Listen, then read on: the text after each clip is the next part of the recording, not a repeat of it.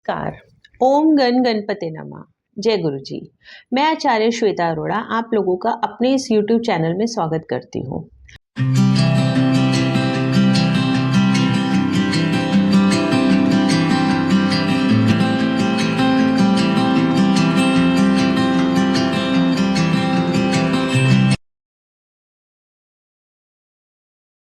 आशा करती हूँ कि आप लोगों ने मेरी अभी तक की सारी वीडियोस को लाइक और सब्सक्राइब किया होगा।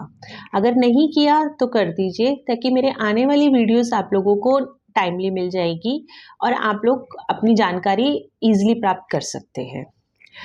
आज की इस वीडियो में हम लोग बात करेंगे कि मांगलिक दोष क्या है या मंगल दोष क्या है हमारी कुंडली में।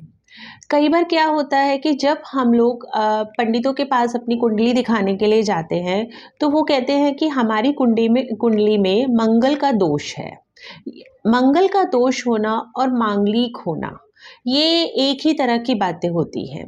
जो क्या होता है कि मांगलिक लड़का या लड़की होती हैं उनकी विवाह के समय हम ये दोष को देखते हैं। जो मांगलिक लड़का या लड़की होते हैं जब हम इनकी कुंडली की विवेचना करवाते हैं तो हमें ये पता चलता है कि ये मांगलिक है तो इनकी जो विवाह है वो मांगलिक के साथ ही होना चाहिए। देखिए मांगलिक दोष जो होता है उसका जब हम विवेचन करते हैं तो सिर्फ मैरिज के टाइम पर ही देखा जाता है। अदरवाइज मंगल दोष ऐसा कोई दोष नहीं होता हमारी कुंडली में। हाँ, मंगल बद हमारी कुंडली में बनता है जिसकी जानकारी मैं आपको अपने आने वाले अगले वीडियोस में दूंगी। तो मैं अब आपको बताऊं कि मांगलिक क्या होता है और मांगलिक के ठीक करने के क्या क्या उपाय होते हैं। देखिए, जब भी हमारी कुंडली में मांगलिक 1, 4, 7, 8 या 12 भावों में बैठा होता है तो हमारा जो लड़का और लड़की होते हैं वो मांगलिक होते हैं।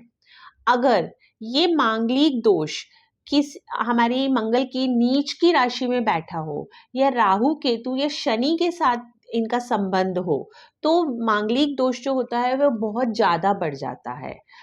इसके लिए हमें कुछ उपाय करने चाहिए। लेकिन इससे पहले मैं आपको बताऊं कि मंगल जो होता है उनके शत्रु ग्रह कौन से हैं, मंगल की उच्च राशि कौन सी है, नीच राशि को आप कैसे पता करेंगे। जो मंगल होता है, मंगल ग्रह अगर आप अपनी कुंडली देखेंगे तो आपको एक वर्ड नजर आ जाएगा मंगल या मार्स जो लिखा होता है। अगर मंगल 10 नंबर की राशि पे बैठा हो, 10 नंबर यानी मकर राशि में बैठा हो तो वो उच्च का मंगल कहलाया जाता है। ऐसे व्यक्तियों को मंगल से रिलेटेड दान नहीं करने चाहिए जो मैंने अपनी पहले की वीडियोस में आप लोगों को एक्सप्लेन किया हुआ है। लेकिन अगर मंगल कर्क राशि में बैठा हुआ है यानी 4 नंबर की राशि में तो मंगल नीच का कहलाता है। और अगर यही मंगल 1, 4, 7, 8 या 12 घर में बैठा हुआ है और मकर राशि में है और इसका संबंध राहु केतु या शनि के साथ है, यानी कि अगर मंगल राहु के साथ, शनि के साथ या केतु के साथ आ जाता है तो मांगलिक दोष कई गुना बढ़ जाता है। तो हमें जब भी हम कुंडली देखें तो हमें इस चीज का ध्यान रखना चाहिए और हो सके तो मांगलिक लड़का या लड़की की जो मैरिज है वो मांगलिक लोगों के साथ ही करवानी चाहिए, मांगलिक लड़का या लड़की से ही करवानी चाहिए। जिससे क्या होता है, मांगलिक दोष वहीं पर ही कट जाता है। इसलिए कभी भी विवाह से पहले सिर्फ एक मांगलिक दोष को जरूर देखें।